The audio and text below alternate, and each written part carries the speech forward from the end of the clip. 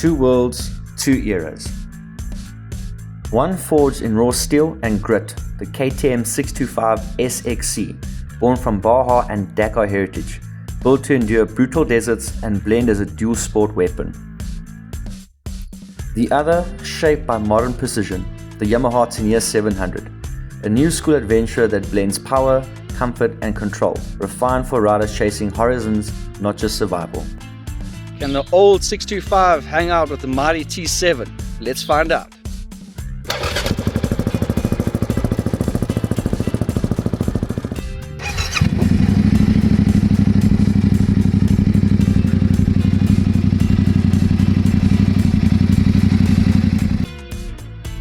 Two bikes built 16 years apart.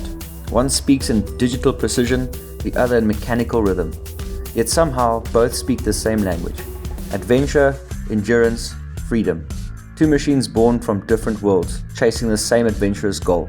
Old legend, new blood, same wild heart. Sometimes it's not about which bike comes out on top. It's about what they represent.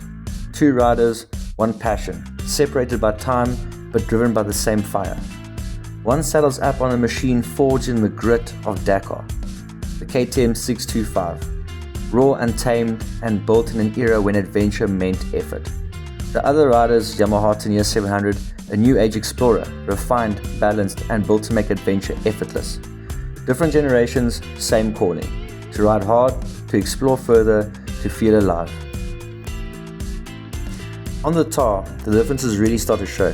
The KTM 625 SXC feels raw, the kind of machine that demands your full attention. Every vibration, every surge of torque, it's alive in your hands. It pulls hard, it growls louder than it should, and reminds you why old school riders still crave the mechanical connection. But it's not built for comfort. The seat's firm, the gearing's short, and the suspension wants dirt more than tarmac. Then there's the Tenere 700, smooth, balanced, effortless. Its parallel twin delivers power like a wave, broad and predictable, with its signature cross-plane growl. It's composed through corners, steady on straights, and makes every stretch feel easy. The KTM's got the bark, and the Tenere has the flow. One's the rebel, the other refined. Off the tar and onto the dirt, the 625 finally feels at home. This is where it was built for. Loose terrain, open throttle, and pure chaos control. The suspension bites hard and the torque hits low and strong, and that single-cylinder thumper feels like it's tearing the earth beneath you. It's wild, raw, and demands every ounce of focus, just like the old Dakar and Baja bikes it was born from. Through the corners, it drifts with attitude. On the straights, it just wants more. Well, let's just say the 65 reminded Dean that out here, the rider doesn't always own the bike. Sometimes the bike owns the rider. Woo! Give us a wave, Daddy! You almost saved him. I'll be honest, I'm no adventure bike expert. My background is all in plastics and 500cc off-road machines. So climbing onto the Tenere 700 was a whole new experience. At first, it felt big, heavy, different. But once I found my rhythm, it started to make sense. The more I pushed, the more the bike just came alive. The cockpit takes a bit of getting used to, but once you start working with your knees, not against them, it feels natural. It holds the corners beautifully, and if you hit a nice embankment and ride it right through, it feels like it just remains on rails. The bike's braking capability is solid, and when you send it, the Tenere jumps like a racehorse. You'll bottom out now and then, but that's part of the fun, and maybe a hint that it's time for some suspension upgrades. One thing I noticed early on, I kept having to sit in corners to really get onto the rear brake. Standing up, the pedal just felt a bit out of reach. It's probably more about my lack of time on the bike and still trying to find that sweet spot in balance and control. But it's something worth noting. A simple pedal extension or adjustment could make a big difference. Once you get that rear brake dialed in, it really helps to settle the bike mid-corner and keeps the back end planted, especially when you're trying to push a little bit harder. We've decided to be fortunate enough to compare a 2006 KTM 625, old legendary bike, thumper, LC4 motor, done its trials. I did quite a few things to the bike to get it to where it is, but the foundation of the motorcycle is phenomenal. Just to compare a built-up 20-year-old bike to a newer bike, and yeah, I reckon they're running the pace. You have to have a bit of savvy. You have to have, if you can't do it yourself, you're gonna have to have somebody who can do it for you. So definitely maintenance on these bikes are more common than the newer bikes. It's like that with anything. But yeah, it can really keep up. You know, these bikes are phenomenal. What you put in is what you get. You don't take shortcuts on your builds. And yeah, really happy with this bike. The comfortability on it, you know, comparing it to the T7, phenomenal bike. Awesome motorcycle, and we've been putting it through its paces. This thing's done Botswana trips. We've done crazy stuff on this bike. We've raced it with 500s, rocks, sands, just cruising, just doing what we're doing today, messing around in the bush. Yeah, it can do it. It does take a lot more time and effort to get there, and I think that's the only downfall of it. Finding parts, sourcing parts, getting guys to help you out. I know when I rebuilt the motor, we had issues with engineering companies and people trying to help me out. Luckily, do have a bit of a technical background, so I could get that sorted. But yeah, end of the day, it's just a little bit more TLC, and they can do it. We watch all of these rallies that they're doing now with the old thumpers. They can do it. It's just depending on where you are and what's your technical capability and working on with your hands.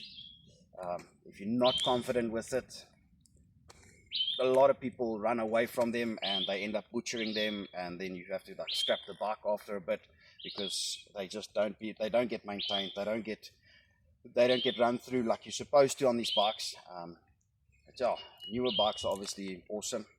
You can get on and go every single day.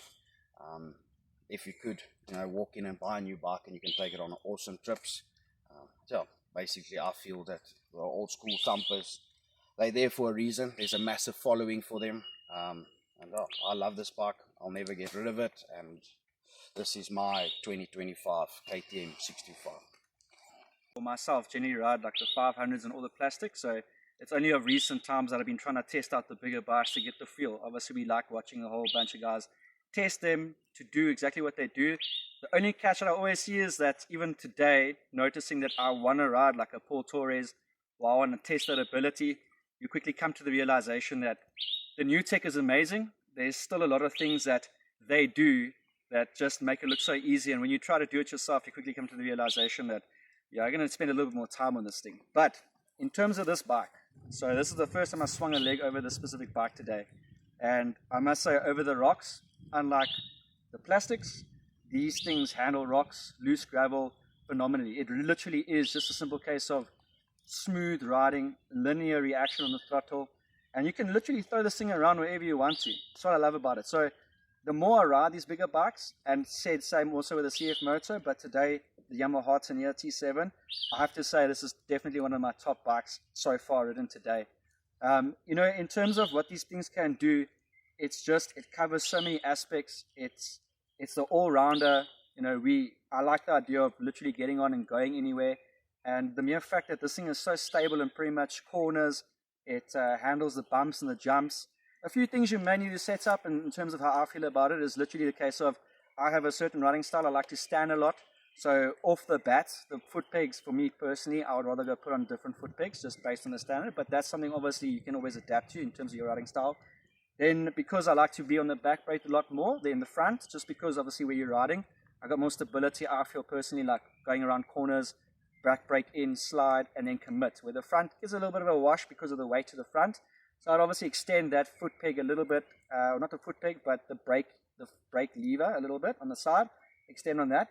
But for the most part, I mean, just suspension set, the bars and everything, it feels like this bike was literally built for us guys.